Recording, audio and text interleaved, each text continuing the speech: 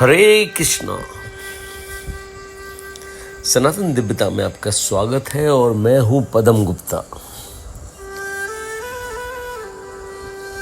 श्रीमद् भागवतम की श्रृंखला में प्रथम अध्याय में महर्षि व्यास और नारद ऋषि संवाद का प्रसंग है।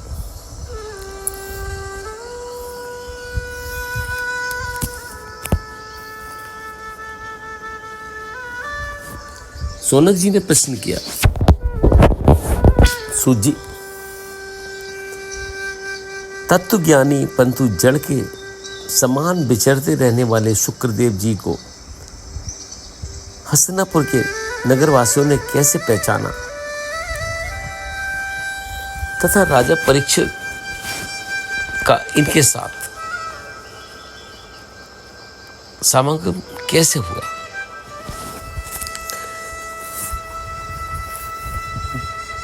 जिससे ये भागवत संहिता कही गई। राजा परीक्षित भगवान के बड़े भक्त थे। वे किस कारण गंगा घाट पर आमरण अनशन व्रत लेकर बैठे थे, उनके जन्म और कर्मों का भी वर्णन कीजिए। सूत जी ने कहा, द्वापर युग में महर्षि व्यास का जन्म हुआ था। वे त्रिकालदर्शी थे। सब मनुष्यों के हितार्थ उन्होंने वेद के 4 विभाग किए। व्यास जी ने पुराण, महाभारत, इतिहास आदि की रचना की, किंतु इससे उनके चित्त को शांति नहीं मिली। इस उधेड़ बुन में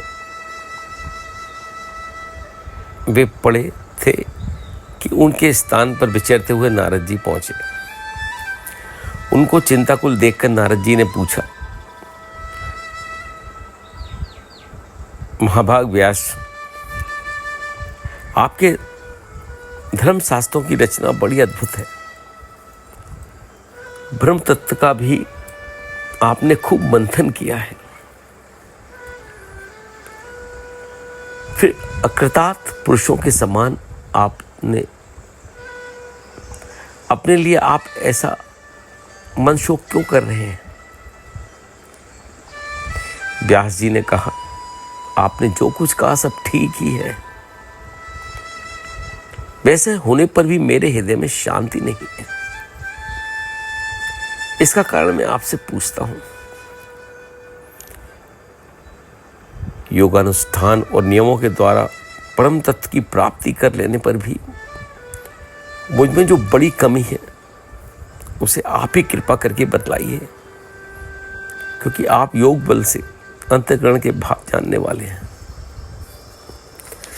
नारद जी ने कहा, आपने भगवान के निर्मल यश का गान नहीं किया। वह शास्त्र का ज्ञान अधूरा है जिससे भगवान सस्तुर नहीं होते। अन्यान तत्वों का निरूपण करते हुए भी आपने भगवान श्री कृष्ण की महिमा का निरूपण नहीं किया है। मोक्ष की प्राप्ति का साक्षात साधन निर्मल ज्ञान भी यदि भगवान की शक्ति से रहित हो,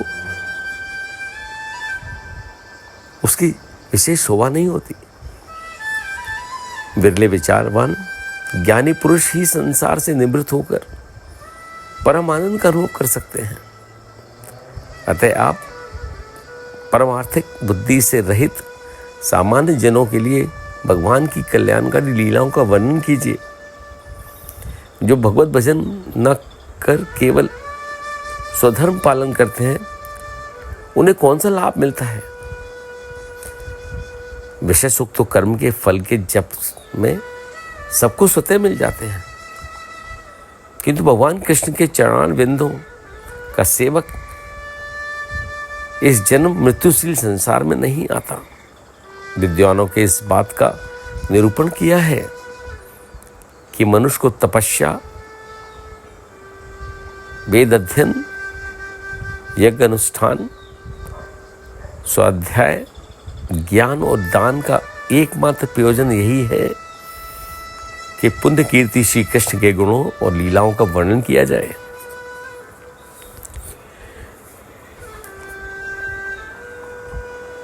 हे वेदव्यास, पूर्व जीवन में मैं वेदवादी ब्राह्मण की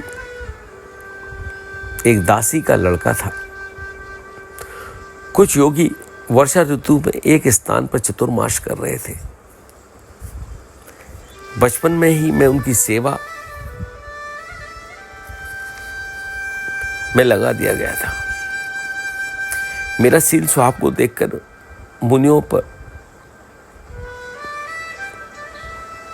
मुनियों ने मुझ पर अत्यंत अनुग्रह किया। उनकी सेवा करते करते मेरा हृदय शुद्ध हो गया और भजन पूजन में मेरी अभिरुचि बढ़ गई। मैं प्रतिदिन श्री कृष्ण की मनोहर कथाएं सुना करता। श्रद्धापूर्वक सुनते सुनते भगवान कथा में मेरी प्रीति हो गई। वर्षा और शरद ऋतुओं में उन महात्माओं ने श्री हरि के निर्मल यश का संकीर्तन किया और मैं प्रत्येक पद प्रेम से सुनता रहा। जब चित्त के रजोगुण और तमोगुण का नाश करने वाली भक्ति मेरे हृदय में प्रकट हो गई, उन दीन वत्सल महात्माओं ने जाते समय कृपा कर मुझे उद्धतम ज्ञान का उपदेश किया, जिसका उपदेश स्वयं भगवान ने अपने श्रीमुख से किया है। व्यास जी, पुरुषोत्तम भगवान श्री कृष्ण के प्रति समस्त कर्मों को समर्पित कर देना ही संसार के तीनों तापों की एकमात्र औषधि है। इस लोक में जो कर्म भगवान के प्रियर्थ किए जाते हैं, उन्हीं से भक्ति परम ज्ञान प्राप्त होता है। आप भगवान की प्रेम रसमयी लीलाओं का वर्णन कीजिए। शांति प्राप्त करने के लिए इससे अच्छा कोई दूसरा उपाय नहीं है। व्यास जी ने पुनः पूछा तेवर से, जब आपको ज्ञानोपदेश करने वाले महात्मा गण चले गए तब आपने क्या किया? नारद जी ने कहा, मेरी मां ने मुझे अपने स्नेह पास में जकड़ रखा था। अतः कुछ काल तक तो मैं उस ब्राह्मण बस्ती में ही रहा, पर एक रात मेरी मां को सांप ने डस लिया और वह सदा के लिए चल बसी। मैंने इसे भगवान का एक अनुग्रह ही समझा और उसके बाद मैं उत्तर दिशा की ओर चला। चलते चलते मैं एक गहन जंगल में जा पहुंचा। वहां एक नदी में स्नान से निवृत्त होकर तट के एक पीपल के एक पेड़ के नीचे आसन लगाकर मैं बैठ गया और मन ही मन उस घटवासी परमात्मा का ध्यान करने लगा।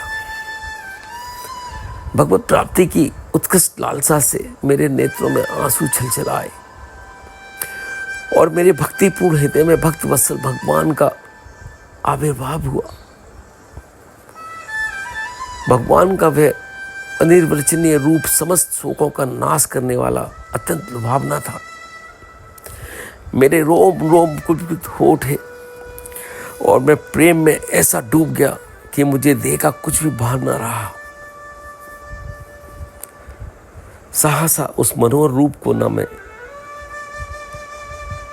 देख में अत्यंत उतर हो उठा।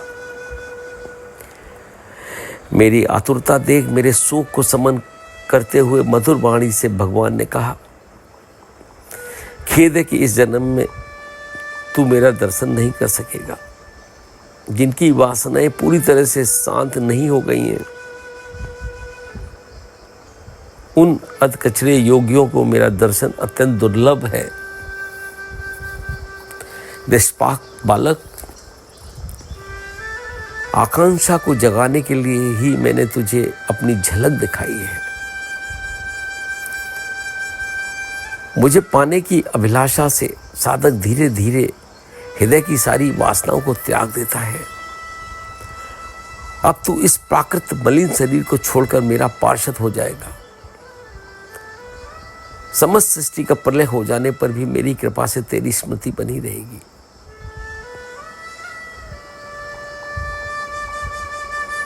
हे व्यास जी, भगवान के अनुग्रह से मेरा हृदय परिशुद्ध हो गया और समय पर मेरी देह ही छूट गई। प्रलय के बाद जब पुनः सृष्टि की रचना हुई तब मारीच आदि ऋषियों के साथ मेरा भी जन्म हुआ। तभी से भगवान की कृपा से मैं सब लोकों में बेरोक विचरण किया करता हूँ। मेरे जीवन का व्रत भगवत भजन है और वह अखंड रूप से चलता रहता है। जिन लोगों का चित्त निरंतर विषय भोग की कामना से आतुर रहता है, उनके लिए भगवान की लीलाओं का कीर्तन संसार पार करने का उत्तम साधन है। यह मेरा निज का अनुभव है। ऐसा कि तिताप तप्त जगत को आनंदित करने वाले देवर्षि नारद व्यास जी से विदा ले परिभ्रमण को चल पड़े। नारद जी के चले जाने पर व्यास भगवान ने अपने मन को पूर्णतः एकाग्र और निर्मल कर आदि पुरुष परमात्मा और उनकी आश्रित माया का ध्यान किया। भक्ति योग को ही शांति का प्रत्यक्ष साधन समझकर उन्होंने श्रीमद् भागवत की रचना की और इसे अपने निवृत्त परायण पुत्र सुखदेव को पढ़ाया। शौनक जी ने शंका की कि सुखदेव जी तो अत्यंत निवृत्ति परायण हैं, फिर किस लिए उन्होंने इस विशाल ग्रंथ का अध्ययन किया। इस पर सूत जी ने कहा, जो लोग ज्ञानी हैं और जिनकी अविद्या की गांठ खुल गई है, उन्हें भी भगवान के गुण अपनी ओर खींच लेते हैं। इसी से विवश होकर सुखदेव जी ने इस ग्रंथ का अध्ययन किया। अब मैं राजर्षि परीक्षित के जन्म, कर्म और मोक्ष आदि की कथाएं कहता हूं। इन्हीं से भगवान श्री कृष्ण की अनेक कथाएं प्रकट होती हैं।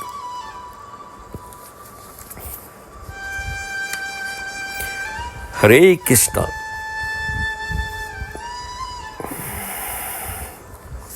श्रीमद् भागवत प्रथम स्कंध के